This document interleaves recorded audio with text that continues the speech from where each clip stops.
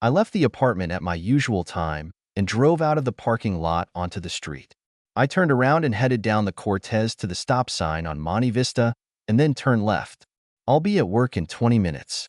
If it was an ordinary Friday and there would be no surprises on that day, I would be able to leave work early and go to the lake.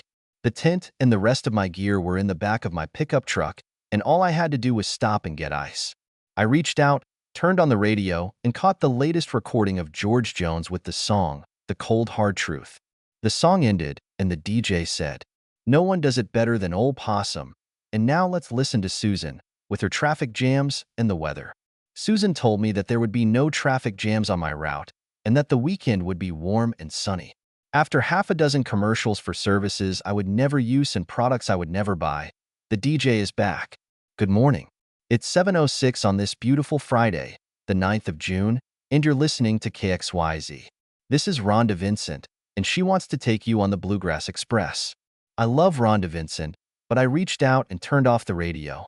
The 9th of June. I completely forgot that today is the 9th of June. How the hell could I forget about it? The 9th of June. The day my marriage broke up. It took me a while to forget that day, but the memories were always with me.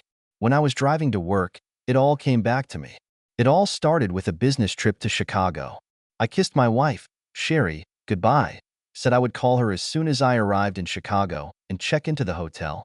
The flight was uneventful, and I took the free bus to the hotel, and then called Sherry to let her know where she could find me. I sat down at the table in the room and looked through the documents that I had to discuss with the client the next day, and around 7 I went down to the hotel restaurant to have a snack.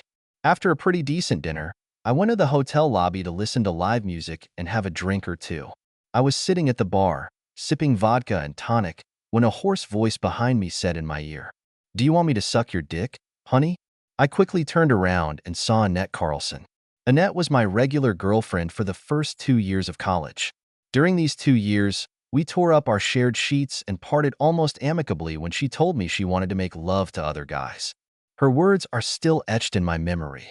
"I really like you, Frank, but I was a virgin when we met, and I want to live a little while I'm still young." Up until the moment she told me about it, I was actually thinking about buying a ring and kneeling in front of her. The speed with which I abandoned this idea told me that it probably wouldn't have been such a great idea to begin with. I later found out that she had a reputation for easy behavior on campus. And now, 15 years later, she was standing behind me in a hotel bar in Chicago. She hugged me, and said she was so glad to see me, and then invited me to join her and her husband at their table. I told her no, thanks. I didn't want to interrupt, and she said, "Nonsense. Let's go." And she grabbed my hand, pulled me off the stool, and led me to where her husband was waiting for her. On the way to their table, she leaned over to me and said, "You don't have to tell me how I greet you. Harry wouldn't understand that. It's a pity. I've been seriously thinking about accepting your offer." This, of course, was not true. I had never cheated on Sherry, and I had no intention of doing so, but at that moment it seemed to me that this was the right thing to say. Annette introduced me to her husband, and then we brought the poor man to tears while Annette and I repeated the ritual of old friends. "Have you heard anything from whatever happened to? And have you heard about?" Harry got up to go to the men's room, and Annette watched him go. When he was out of sight, she asked, "Why did you even let me leave?" "As far as I remember, I didn't let anything happen. You just told me straight out that you wanted to try out the entire male population at school and said goodbye. The biggest mistake of my life. I already had the best of everything, and I didn't know it. Thank you for the compliment. It's true, baby, and you know it." It's not very pleasant to talk like that in front of your husband, who is in the next room. Harry is lovely, and I'm glad I have him, but he's not so good in bed.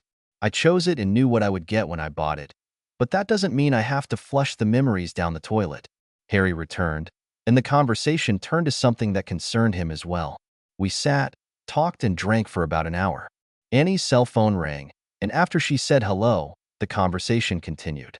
"I suppose I have to ask Harry. Hey, do you remember Frank Corbett? He's sitting across from me right now. Wait, I'll check it out." She turned to me. "Do you remember Mary Ellen Fraser?" I nodded in the affirmative. "Her name is Mary Ellen Watson now. She's having a party, and maybe a few other people you know will be there. Do you want to go?" I had no choice but to agree. Then I said I had to go up to my room first, and Annie asked if she could come up and use my bathroom. I'd rather dry myself with a real towel than with paper napkins from the ladies' room. As we walked to the elevators, Annie, who had drunk a few more glasses than me, giggled and said, "I hope that no one who knows me sees this." "Will he see what?" her husband asked. "I'm going up to the hotel room with two men." Her husband said, "It's probably going to look even worse than it does now. They will see your husband leave you and let you go up to the room with a strange man. God only knows what they would have thought about it." "Why? Where are you going?" "Behind the car. Meet me at the entrance." He got out, and Annie and I got into the elevator. When the door closed behind us, Annie giggled again and said, "It's good that I love my husband. Otherwise, I would have fulfilled my previous offer right here in this elevator." "Would you let me, baby?" Knowing that she was just joking, I said, "You can be sure of that. I would have done that. Let me be honest." Annie was a damn good-looking woman, and she was gorgeous. "He remembers me. May I take a look at it? Like in the good old days?" And she reached for my zipper. I was just about to push her hand away when we reached my floor and the elevator doors opened. Annie pulled her hand away, but not before the couple waiting for the elevator noticed. The woman looked away in embarrassment, and the man smiled knowingly at me as we got out of the elevator. Annie giggled and said, "Oh." We went into my room, and Annie used the bathroom while I took out a notebook with addresses and a pin from my briefcase. I wanted it to be able to record addresses and phone numbers if Mary Ellen had a lot of acquaintances. Annie came out of the bathroom, and I went in, looked at myself in the mirror, and saw the 5 o'clock stubble. I grabbed an electric razor, quickly cleaned myself up, left the bathroom, picked up Annie, and headed downstairs. Harry was waiting for us at the entrance, and we drove to the house on the south side of Chicago. Besides Mary Ellen, I've known half a dozen people there since I was in college. It was a very pleasant evening, and in my opinion, it ended too quickly. I told a few that I wanted to keep in touch with them and wrote down their phone numbers and addresses in my notebook. Harry and Annie drove me back to the hotel, and I went to bed. The next day went well, and I called Sherry, saying I'd be home by 8. She said in a hoarse voice, "Then I'll be waiting for you in our bedroom at 800, and you'd better be prepared for a warm welcome at home." The thought of the feast awaiting me made me as hard as steel when I entered the house at 7:56. I dropped my suitcase and briefcase on the living room floor and headed to our bedroom. I walked through the door and saw Sherry sprawled on the bed in a garter belt, high heels, and nylon stockings, just as several pairs of hands grabbed me. I was caught off guard, and 4 men sat me down on a chair before I could begin to resist. When I started screaming and struggling, they put a pair of socks in my mouth, and then they tied me to a chair with a rope that they had at hand. Sherry got out of bed and came over to me. "Do I look good, baby? Do I look beautiful in your favorite garter belt and nylon stockings? How do you like my heels? These are your favorite use-me pumps. I wanted to look my best for you when I was putting on your own private show." She turned and walked over to the bed, where there were 4 men, one of whom I recognized as the guy she worked with. Sherry walked along the row of seated men, always looking at me and smiling. She looked at me and said, "Thank you for that. I'm having more fun than the law allows, and I owe it all to you. I don't know if you like that cheater you had in your hotel room as much as I did, but thank you for giving me this opportunity." She turned to go back to her herd, and when I looked at her back as she was leaving, I was confused. Did I give her the opportunity? And then it dawned on me. The cheater in your room last night. Somehow she found out about Annie and completely misinterpreted everything. I had been repaid for an evil I had never done, and Sherry would never know about it, because after what she had just done, I doubted I would ever speak to her again. Back on the bed, she told her team, "I want to try something I've read about. Have any of you guys heard about how to make a girl airtight?" One of them smiled. Then it was over. The 4 men got dressed and left. "Just a little more, baby," she said as the last of them walked out the door. "I need to get myself cleaned up, and then we'll talk for a while." She went into the bathroom, and I heard the shower turn on. It was almost half an hour before she returned to the room. She combed her hair, applied fresh makeup, went to the closet, took a bathrobe, and put it on. She came up to me and pulled the socks out of my mouth, and when she started to untie the ropes holding me in the chair, she said, "What you just saw, kid, is what I'm going to do every time you cheat on me. I almost mind you." I said, almost. Hope you'll cheat a lot. It was amazing. I could get used to it if I let myself. The ropes fell off, and I tried to get up, but the hours spent tied up so that I couldn't move affected me so much that I staggered and almost fell. I had to grab a chair to keep from falling to the floor. Sherry said, "Come here, sit on the bed, and we'll talk." I ignored her and stumbled towards the bathroom, but before I could reach her, I fell to the floor. Sherry came over to help, but I barked at her to get off me. I went to the toilet, rinsed my face with cold water, dried myself, and then, feeling a little better, I left the bathroom, went through the bedroom to the stairs and started down it. Sherry was walking behind me. "Where are you going?" "We need to talk, Rob. We need to clarify something." I ignored her and went to the place where I had left my suitcase and briefcase when I returned home, picked them up and left the house. Sherry was standing in the doorway, calling out to me. "Where are you going, Rob? It won't help anything. Come back. We need to talk." She was still yelling at me when I pulled into the driveway, turned right when I got to the street, and drove away. I found a motel near work, checked in, left a request for an alarm clock at 6 in the morning, went to bed and fell into a restless sleep. When the reception bell rang, I got up, took a shower and headed to the village inn for breakfast. As I ate, I mentally made a list of what I needed to do this morning. At 8 o'clock, I called my boss and told him that I was back in town, but I had some personal matters that I needed to take care of and that I would be there around noon. By 9 o'clock, I had cleaned out the bank accounts and taken everything of value from the safe deposit box. I walked down the street to another bank, opened new accounts, and purchased a new safe deposit box. By 10 o'clock, I had canceled all our credit cards except my American Express and One Visa, which was issued only in my name. I called the sheriff's office and asked her to answer the phone. As soon as she said hello and I found out she was at work, I hung up and drove home. By 11, I had everything I needed to last the next couple of weeks. When I got to work, the receptionist handed me a stack of message sheets, 2/3 of which were from Sherry. I separated them from the stack and threw them into the trash can next to Carol's desk. Then I told Carol that Sherry and I had broken up and asked her not to reply to her messages anymore and not to connect me. I went to Ben's office and told him about my meetings in Chicago, and then told him that I might have to take an unplanned vacation. I told him that Sherry and I had broken up and I needed some time to find an apartment and move in. He asked me if I could postpone my vacation for a couple of days. "I need you to go to Atlanta and sort out the situation there. You'll probably be gone for 4 or 5 days."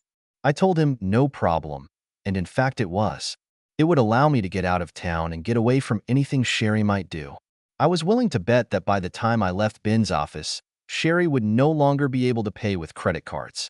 She wouldn't have been able to reach me, so she probably would have come to my office, but by then I would have been in the air and heading to Atlanta. I warned Ben and Carol not to tell Sherry that I was out of town, and then I went to the motel, packed my things, and headed to the airport. While waiting for my flight to be announced, I took one of the free accommodation search magazines and started browsing through it, making a list of places worth visiting when I get back to the city. About halfway to Atlanta, it occurred to me that I had forgotten something important.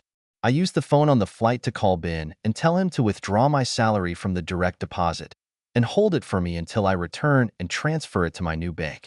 While I was talking to him on the phone, he told me that he had talked to Sherry. When she couldn't reach me, she insisted that Carol put her through to Ben. She tried to talk Ben into getting me to answer her calls, and Ben answered her that I told him that we broke up. Then he told her that communication between her and me was not a company issue, that he wasn't going to interfere, and then hung up. When I got to Atlanta, I checked into a hotel and had a good night's sleep. The next day was spent putting out a fire in the Atlanta office, and when I returned to the hotel, I called my parents, brother George, and sister Mary. I told them about my breakup with Sherry. I didn't go into details, but just told them that I returned home from a business trip early and found something that I didn't like. My mom told me that Sherry called and asked me to tell her to call her back. Of course, I didn't do that. The next morning at 9 o'clock, I called Ben to tell him the latest news, and he surprised me. He told me that he had seen Sherry the night before. "I think because she couldn't reach you, she decided to wait for you in the parking lot until you finished work," he said. "How do you like Atlanta? I've only been here a few times, but I think it's a nice place. Is your separation from Sherry temporary while you're trying to work something out, or will it end in divorce?" We don't have the slightest chance to be together again. Then how do you feel about moving? What do you mean? This is the third time I've had to send someone to Atlanta to sort things out. I'm going to fire Falstaff. Would you like an office in Atlanta? Hell yes. I'd love to. Good.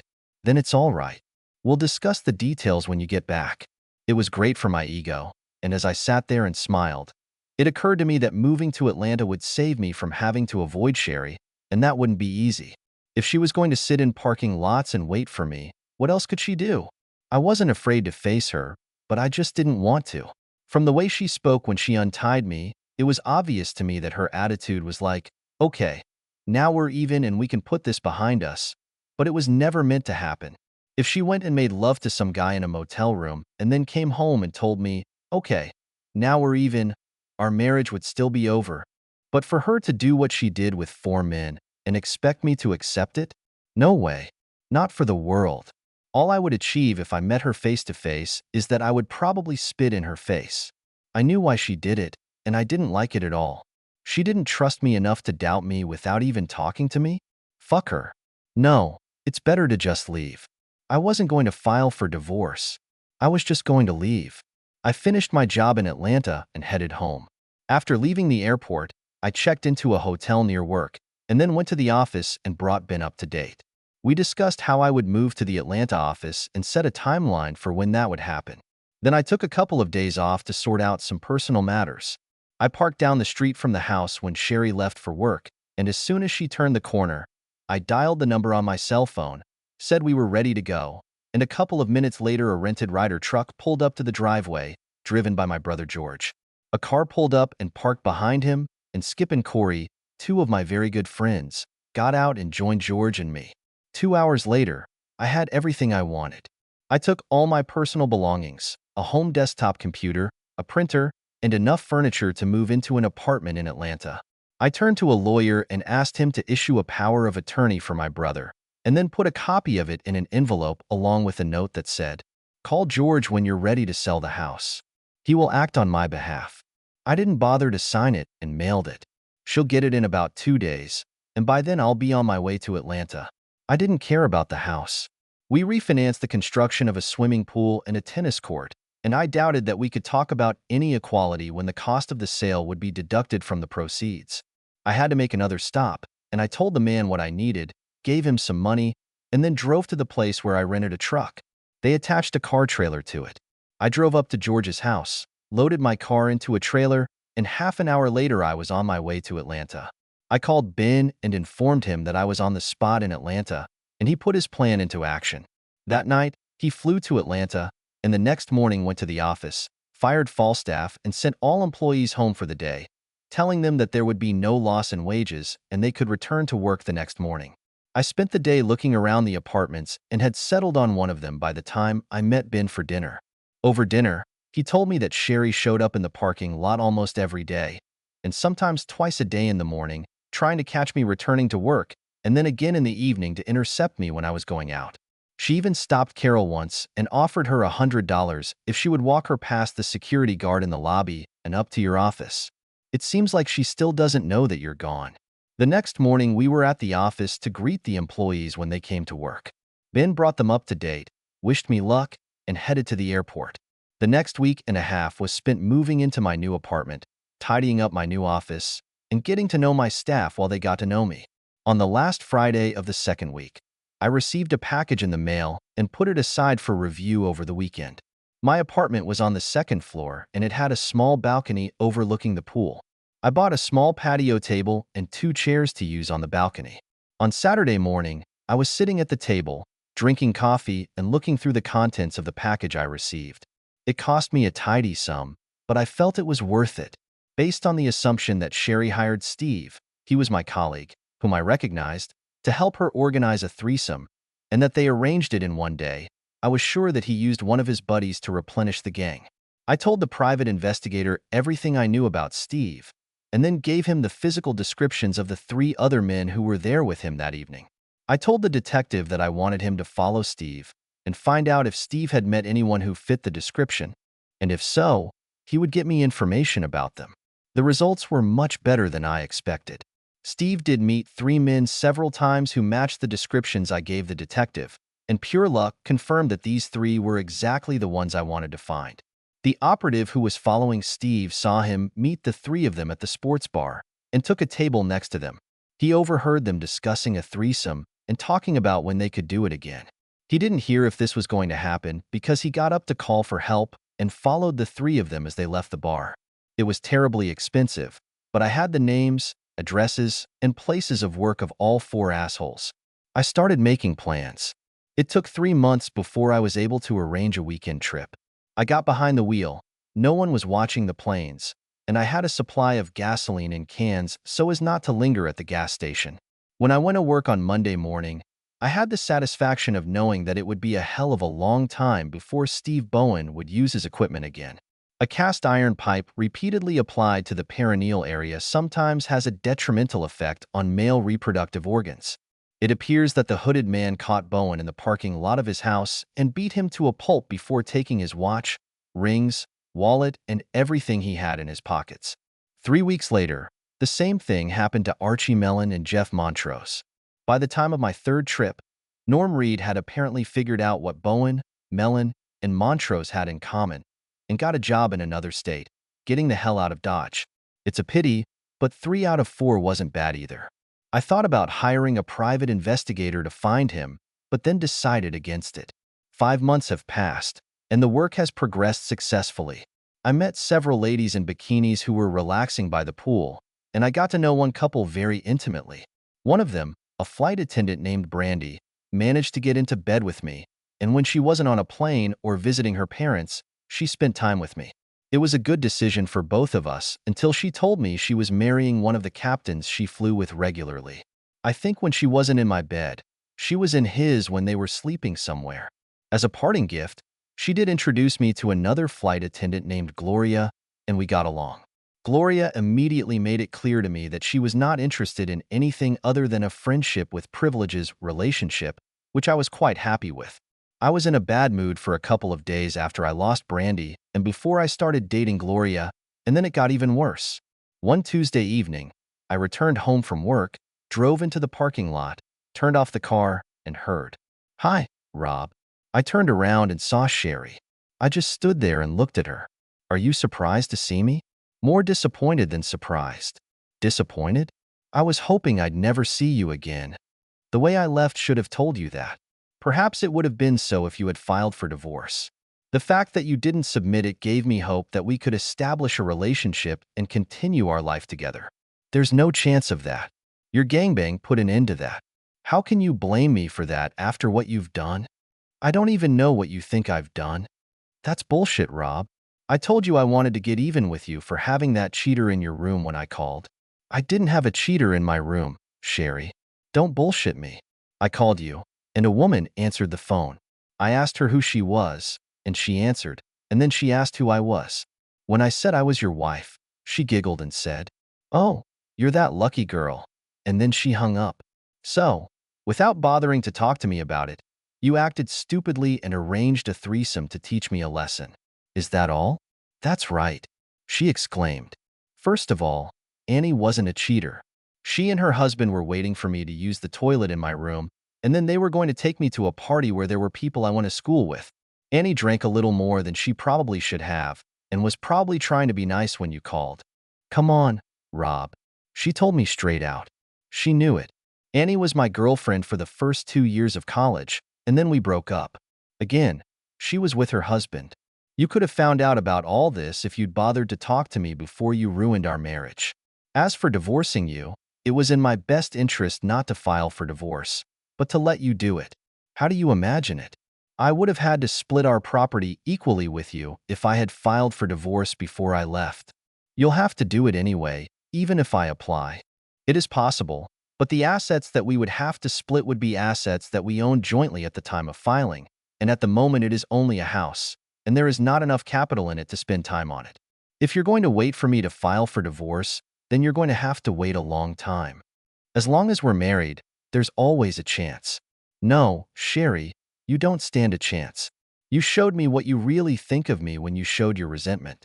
You've shown me that you don't trust me, And you've shown me that you think I'm a spineless weakling who will just accept what you've done and say, I'm sorry, I'm going to be a good boy from now on.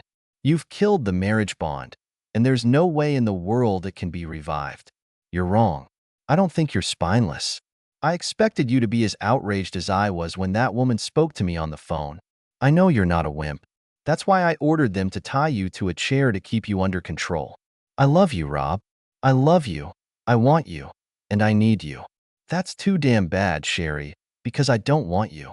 Especially after I was tied to that damn chair and watched you for hours. Do you know what struck me the most when I was sitting there? The ease with which you did it and how quickly you managed to organize everything. Like it was something you've done many times before. You seemed very comfortable with these four guys. It was like you were in tune with each other. So to speak, you shared the joy. Her face paled. Oh, no. Oh no, Rob. Never. I swear to God, never before. Unfortunately, Sherry, I don't trust you anymore, so I don't believe it. But it doesn't matter. Once was enough. Look at it this way. You said it was cool and that you could get used to it. So you can do it now. Call your four guys and get started. I couldn't even if I wanted to. Why not? Of course, I'm not going to interfere. You know why not. You know what you did, and even if they can't prove it, they know it was you. I'm sorry, Sherry. I have no idea what you're talking about. I'm not stupid, Rob. When three of the four ended up in the hospital's emergency room, and the only thing they had in common was that evening they spent with me, it wasn't that hard to figure out who was to blame. Only three? Why not four?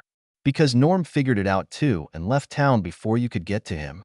Do you have any idea where he went? Why would you want to know that? Just curious. You're not such a good liar, Rob. So these four are unavailable. So what? You found these four quickly enough. It shouldn't be hard for you to find other guys. I don't need any other guys. I want you. I put the house up for sale, and as soon as it's sold, I'm moving here to Atlanta. Why the hell would you do that? To be closer to you. In any case, we will not be able to establish relations if we are 1,000 kilometers away from each other. Didn't you hear what I said? We won't be together anymore. The fact that you're here and the fact that I see you from time to time will only remind me of you and your four friends. I'm trying to get rid of these memories, not strengthen them.